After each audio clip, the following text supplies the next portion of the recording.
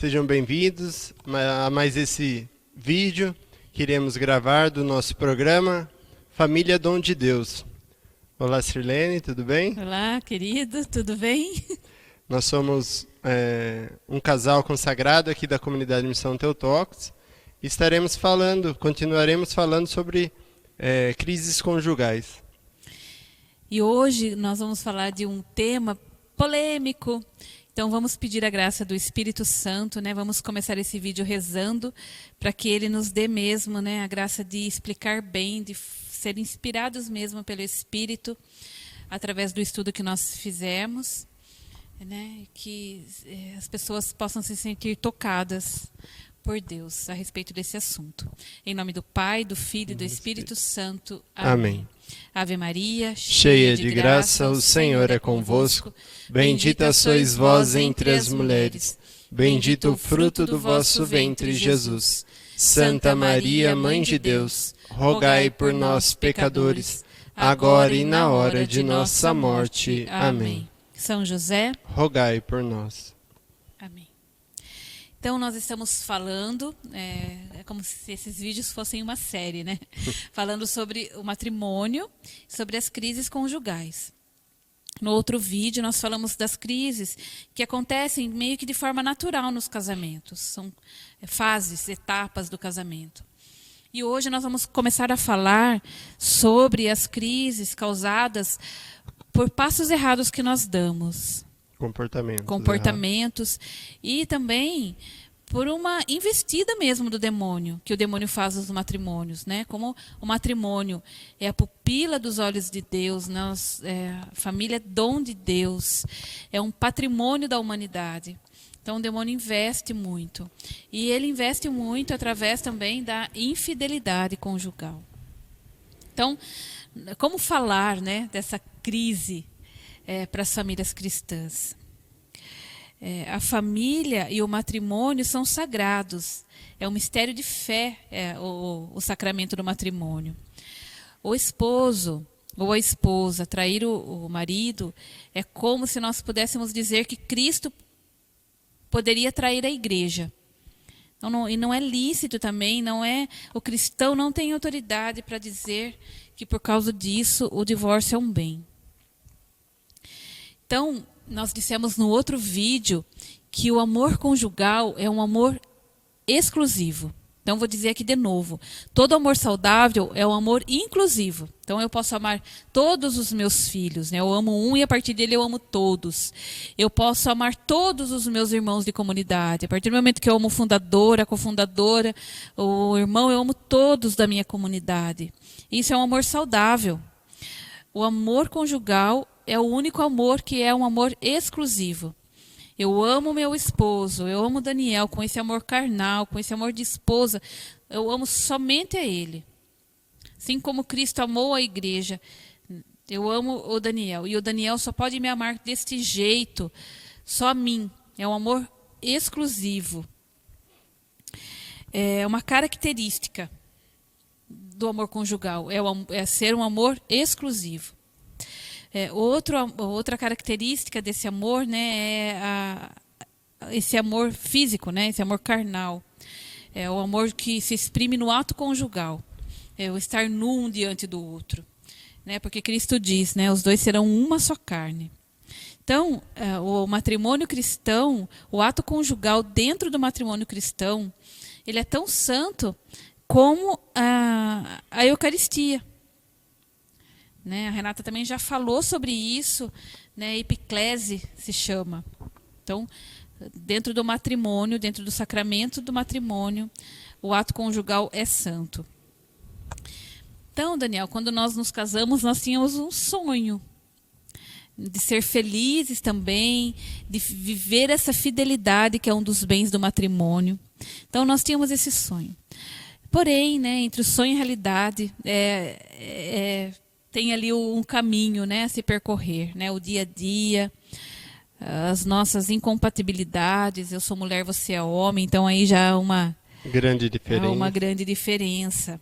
A rotina, os nossos defeitos, os temperamentos. Então a vida de família é uma aventura. E então, quando a sua vocação é ser padre, é ser freira, é ser celibatário, então você pode ficar tranquilo, porque o outro lado é perfeito. Mas quando se trata de um casal, os dois lados têm inúmeras falhas. Então, seu relacionamento, ele tem que ir amadurecendo, como nós dissemos no vídeo anterior. Nós vamos amadurecendo conforme o tempo vai passando. A gente vai amadurecendo a nossa fidelidade, a gente vai amadurecendo na educação dos filhos, né? Então, os dois, com o tempo, né, vai perseverando através do diálogo, através da oração, através da doação de si, através do perdão. Então, a fidelidade, agora falando, não deve ser, quando a gente promete de ser fiel, não pode ser somente no corpo. Então, eu não vou ser fiel só porque eu vou trair o meu esposo saindo com uma outra pessoa. Então, a minha fidelidade, além de ser fidelidade de corpo, também tem que ser fidelidade de sentimento, tem que ser fidelidade nos sonhos. Então, ser fiel não é uma coisa negativa. É bom ser fiel, né? Então, a fidelidade não é só não ter relações fora do casamento. É muito mais do que isso, né? Então, tem que ter a fidelidade do mesmo sonho, do mesmo sentimento. Então, vamos amadurecendo nisso, nessa união que me faz feliz. A fidelidade, ela tem que ser nessa doação, né, inteira ao outro. Então, a partir do momento que você não se doa inteiramente ao outro, está sendo uma infidelidade também, porque no matrimônio é necessário que se tenha isso, né? O homem se entrega inteiramente para sua esposa e a mulher para o seu marido. É necessário. Então, se você nega esta doação plena, você também está sendo infiel ao seu cônjuge. Então, para a gente falar de infidelidade, a gente precisa falar sobre fidelidade um pouco também, né? E explicar algumas coisas. Como, por exemplo, são coisas práticas, né? Para variar, são coisas práticas que a gente vai falar aqui. Então, você está no seu ambiente de trabalho. Eu vou usar aqui um exemplo do homem, que é mais fácil de usar. Então, o homem está ali no seu ambiente de trabalho e daí ele passa uma moça, ou ele está convivendo ali com a moça naquele ambiente de trabalho e aquela moça começa a chamar a atenção dele de alguma forma. Estou falando de um homem casado, pai de família, casado, que tem um casamento válido, tá bom? Bem casado. Um homem Pode ser, que né? tem o sacramento do matrimônio. Então, esse homem cristão até. Então, ele começa a olhar para essa outra moça de uma forma diferente. Então, aquilo começa a tomar conta dele, que pode ser que se transforme numa paixão. Né? Então, aqui a palavra paixão. Né? A paixão é o sofrimento. É por isso que a gente diz a paixão de Cristo. Então, aquilo se torna mais forte do que ele. Então, eu estou sentindo alguma coisa, estou apaixonada por aquela mulher, eu sou casado e aquela mulher está chamando a minha atenção.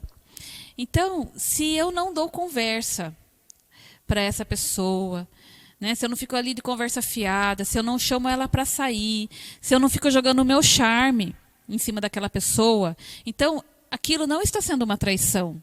Uma infidelidade. Eu estou sendo fiel porque eu estou lutando contra aquilo. É uma fidelidade sofrida até mesmo, a gente pode dizer. Então, estou sentindo alguma coisa, né? Alguma coisa dentro de mim mexe quando eu vejo essa mulher, mas eu não estou alimentando aquilo.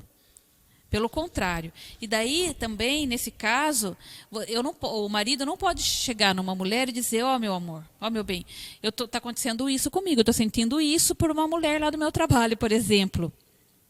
Não faça isso. Porque a mulher, né, você não pode colocar esse jugo em cima esse peso em cima da costa da sua mulher. Você não sabe qual a reação que sua mulher pode ter. Por exemplo, não tenho nem palavras. Mas, nessa hora, então você é um homem cristão, né, uma mulher cristã. Se nessa hora está acontecendo isso com você, o que você deve fazer?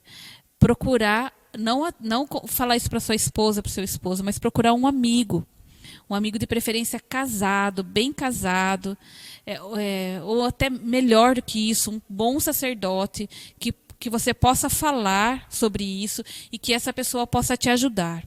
Então, esse momento é o momento de você buscar confissão, até mesmo semanalmente, porque você está lutando contra essa paixão que é cega. A paixão geralmente é cega. Então, se você não lutar contra isso, a hora que seus olhos se abrirem e você enxergar a burrada que de repente você fez, né, você com certeza vai se arrepender. Dizer que esses pensamentos, apesar de poder acontecer, não é bom, né? Não é bom que se tenha. Então, principalmente para o homem que é atraído pelo olhar, né, que ele procure se afastar mesmo.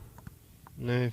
Se tem muito contato, não tem como evitar o contato com essa pessoa, não dá mesmo a brecha, porque o demônio ele vai querer agir. Se ele vê que há uma oportunidade, ele vai querer destruir esse casamento. Então, se de repente você está passando por isso, você conhece alguém que passa por isso, né, o conselho é esse: busque um amigo ou busque um sacerdote, bom sacerdote, tá bom? Um sacerdote santo, um amigo que busque a santidade, que de preferência seja casado, converse com ele para que ele te ajude, busque a confissão quantas vezes for preciso, busque uma vida de oração mais aprofundada. Então, por quê? Você precisa da confissão, porque a palavra diz, né, aquele que peca deseja a mulher, né, que não é sua, já comete adultério em seu coração. Só em pensamento. Só, né, no pensamento. Então, busque a confissão. Mas você não foi infiel, entendeu? Nesse sentido da infidelidade, né? Você não fez nada que seja contrário à lei de Deus. Em nada você feriu a relação do seu matrimônio. Então você diz: essa mulher é linda, né? O jeito dela me encanta, eu seria feliz com essa mulher. Você diz, né? Você pode pensar isso. Mas ao mesmo tempo você diz: mas eu já me dei a outra, eu já entreguei o meu coração a outra. E você permanece fiel. E você busca essa ajuda. Mas existe uma outra situação. Né? Quando o seu esposo que de repente, ou a sua esposa que de repente não tem nem a mesma fé que você, comete o adultério, né? Infiel. Então existe também dois tipos dessa infidelidade. Existe aquela infidelidade em que foi um escorregão que a pessoa deu. Então o seu esposo ou a sua esposa deu aquela escorregada e cometeu o adultério e foi infiel a você. É preciso, então, que uma conversa muito séria com essa pessoa, né? Que parece que é uma coisa muito simplória. E é um assunto muito difícil de ser dito. E desde já eu gostaria de falar, cada caso é um caso, por isso que é muito importante um sacerdote envolvido. Cada caso é um caso. Então aqui nós não vamos dar uma receita pronta. Nós vamos dizer aqui o que a igreja, o comportamento que a igreja pede que nós tenhamos, as atitudes que a igreja pede que nós tenhamos, a reconciliação aqui, o perdão, o amor aqui tem que estar muito presente. Eu tenho que estar muito consciente de que da passagem que diz: quantas vezes devo perdoar aquele que me traiu, aquele que me feriu, aquele que me magoou? 7 vezes? E Jesus diz, né, não só 7 vezes, né, mas até 70 vezes 7.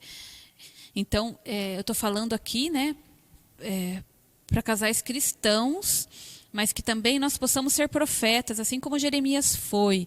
E quando alguém vier falar desse assunto para você, você não diga para a pessoa: vá ser feliz, faça aquilo que seu coração manda. Não é essa atitude de cristão. Não é essa atitude de missionários, né, de proclamadores do evangelho, de profetas. Então, nós estamos dizendo aqui o que a igreja pede que nós vivamos. Que o evangelho pede que nós vivamos. Então, é preciso de uma conversa séria, é preciso que essa pessoa diga o que ela fez, né? Essa pessoa que traiu, é preciso que ela confesse que errou. É preciso que essa pessoa saiba que ela não traiu somente a esposa ou o esposo, mas que traiu também os filhos, que traiu a família.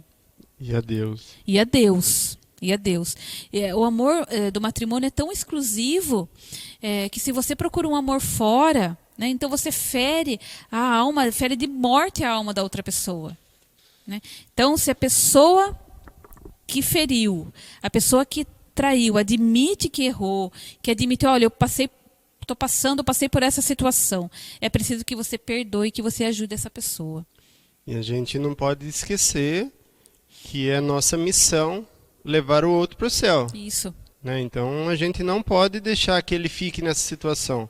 Ele teve essa falha, foi um pecado grave, né, contra os mandamentos, mas Deus ele nos ensina que devemos perdoar 70 vezes 7, sempre perdoar. Temos que dar essa chance para a pessoa, né? E ela tem que se arrepender mesmo, e se confessar, nunca deixar de fazer o sacramento, né, da confissão. Então, nesse momento da traição, nesse momento de infidelidade, se a pessoa traída tem fé, tem maturidade na fé, ela precisa pedir forças para que Deus dê a ela a graça de continuar amando por ela e amar por aquela pessoa que não está conseguindo amar naquele momento. Então, é algo sobrenatural, né? Algo que se precisa da fé. Até que essa pessoa comece a voltar a corresponder esse amor, né? E é a hora também dos dois buscar uma oração mais profunda, né? Buscar a presença de Deus, né? Ter consciência de que seu matrimônio é um sacramento, que você, né, fez a promessa, né, de ser fiel até que a morte o separe, né? Se o outro não está conseguindo, então que você busque forças em Deus para perdoar, para receber essa pessoa de volta. E também a pessoa que foi traída, que não fique jogando depois, né, no rosto da pessoa, você me traiu, né, você me traiu, né, que aquilo seja superado. Então, quando a gente diz, olha, eu te perdoo, eu digo, né, eu acredito em você. Eu acredito de novo em você. E que coisa mais linda se o seu perdão puder curar aquela pessoa da infidelidade e ela nunca mais fazer isso. Então, todo caso de infidelidade, eu imagino que seja muito difícil. Cada caso é um caso. Mas nesse caso, em que a pessoa deu um escorregão, né, foi uma fraqueza, caiu em tentação, o demônio, né, investe ali, é até um pouco mais fácil, né, de ser explicado. Compreensível. Né? Não tem palavras para se dizer, né, mas assim, foi um escorregão.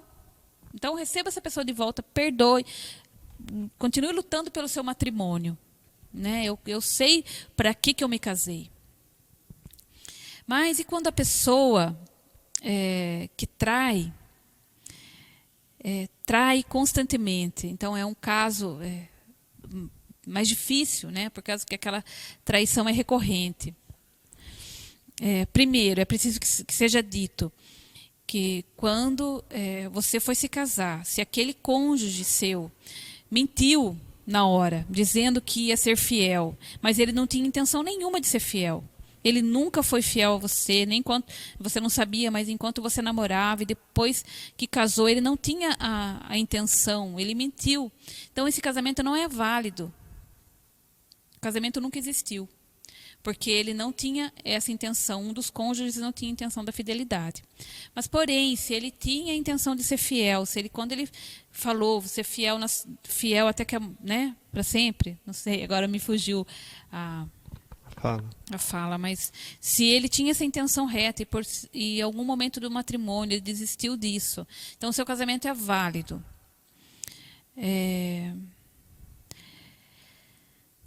Nesse caso, é preciso que se tenha muita paciência. É preciso que se tenha muita firmeza, né, para você ajudar o seu cônjuge a superar essa crise de infidelidade que ele está passando. Os dois, né, passando por essa crise de infidelidade. Mas é preciso que você tenha muita firmeza e muita paciência, né? Você vai ter que dizer para o seu esposo, olha, eu não mereço isso. Você me prometeu exclusividade. Você me prometeu que você só ia me amar. Você me jurou um amor exclusivo. E falando e conversando.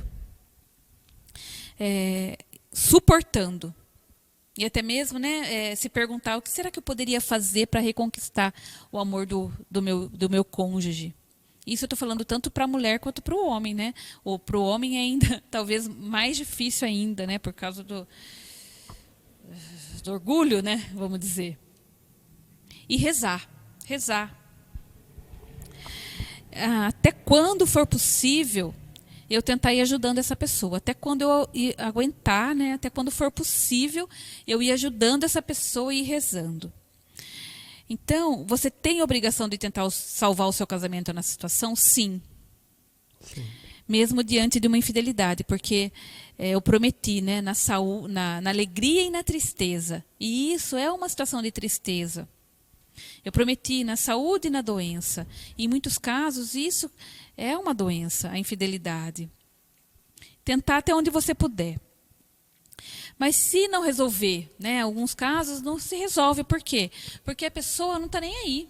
O seu cônjuge pouco está se importando. Ele se colocou ali na lama, né, assim como os porcos, né, está tão ali lameado que ele não consegue nem enxergar mais o bem do matrimônio, não consegue mais enxergar os filhos, não consegue mais enxergar a esposa. Então, nesse caso, você tem obrigação de ainda continuar se dando para esse esposo? Não, você não tem mais obrigação. Você não tem mais obrigação de se dar no ato conjugal, de continuar se dando a ele. Porque da parte dele, ele não tem interesse nenhum em arrumar esse matrimônio. O matrimônio é indissolúvel? É indissolúvel. Isso não quer dizer que você tenha que continuar tendo união de corpos com seu esposo. E se esse casamento, se por causa dessa infidelidade, você está ficando doente, vamos dizer assim, se você está perdendo a sua dignidade diante dos seus filhos, se os seus filhos estão tá sendo maltratado por causa dessa situação, né? Os seus filhos estão vendo ali a situação, então é lícito você se separar os corpos e até mesmo às vezes de casa. Então você pode dizer para o seu esposo, olha, eu continuo sendo a sua esposa, eu não vou nem tirar a aliança. Eu continuo sendo sua esposa, o nosso casamento é indissolúvel. Mas não dá mais para a gente precisa separar os corpos e a gente precisa se separar de casa. E a mulher então, ou o homem então, continua vivendo ali com seus filhos, não procurando uma outra pessoa. Porque o seu casamento é indissolúvel, o seu casamento é válido. Então você continua rezando, você continua vivendo a sua vida com dignidade, você continua rezando pelo seu esposo, pela sua esposa. Você luta pelo seu matrimônio, mas com dignidade. Então você tem que preservar a dignidade do amor e a sua dignidade, a dignidade da pessoa. Não se salva o casamento de qualquer jeito. Então você não deve ficar indo atrás daquela pessoa. Então ela continua te traindo e você continua indo atrás. Não faça isso, porque o seu amor vai perder toda a dignidade. Não vá atrás também daquela pessoa com qual o seu esposo te traiu. Por quê? Porque não foi com você, não foi aquela pessoa que fez o compromisso de fidelidade com você. Foi o seu esposo. Né? E pode ser que você tenha que ficar ali, talvez até o resto da vida, né? Rezando, né? Oferecendo aquela solidão, de repente, que você está passando, né? Para Deus. Podemos aqui, né, colocar o que o Catecismo nos diz sobre essa situação. No parágrafo 1649 ele fala assim: mas existem situações em que a coabitação matrimonial se torna praticamente impossível, pelas muitas e diversas razões. Nesses casos, a Igreja admite a separação física dos esposos e o fim da coabitação. Os esposos não deixam de ser marido e mulher diante de Deus. Não são livres para contrair uma nova união. Nesta difícil situação, a melhor solução seria, se possível, a reconciliação. Né? Então, a Igreja entende isso, que vai ter momentos que pode ser que não seja possível, né, estar juntos. Mas a Igreja coloca que sempre a primeira opção é a reconciliação.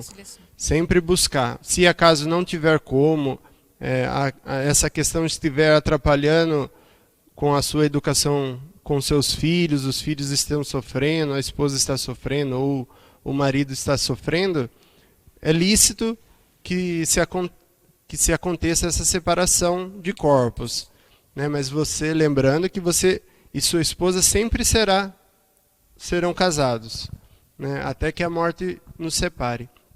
Então, e você continua vivendo normalmente e sempre em oração, buscando a reconciliação. Falando sobre a fidelidade, sobre a esposa ou o esposo, né, não procurar outra pessoa porque continua casado, o parágrafo 2º do Familiares Consortes também fala assim: mas é também imperioso reconhecer o valor do testemunho daqueles cônjuges que, embora tendo sido abandonados pelo consorte, pelo esposo, com a força da fé e da esperança cristã, não contraíram uma nova união. Esses cônjuges dão também um autêntico testemunho de fidelidade, de que tanto necessita o mundo de hoje. Por isso mesmo, devem ser encorajados e ajudados pelos pastores e pelos fiéis da igreja. Então, cada caso um caso, né? Já estou falando novamente. Então, se seu casamento foi válido, né? Hoje em dia, tudo a gente ouve, né? Porque meu casamento não foi válido, porque meu casamento... Então, são raríssimos os casamentos que não foram válidos. Então, a partir do momento que eu me uni em matrimônio, meu casamento foi válido. Então, né, tem todas essas consequências, né? Então, por isso que é muito importante que a família reze junto, né? Eu com o Daniel, nós sempre falamos aqui, a igreja sempre diz a importância da oração em família, não só o esposo com a esposa, mas também os filhos ali unidos em oração, porque a gente vai prestando mais atenção nessas dificuldades que podem aparecer. É mais difícil errar o pé, né? Enquanto a gente está em oração, a gente está em Deus, com Deus.